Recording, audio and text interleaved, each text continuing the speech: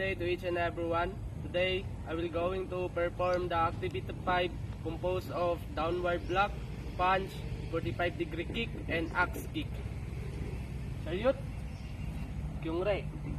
Fighting stance, Jumbi, ha!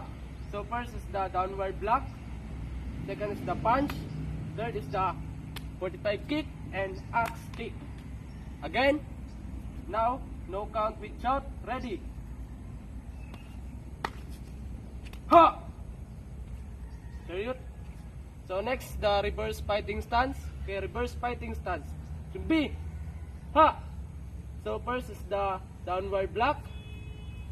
Second is the punch. Third is the 45 kick and axe kick. Again.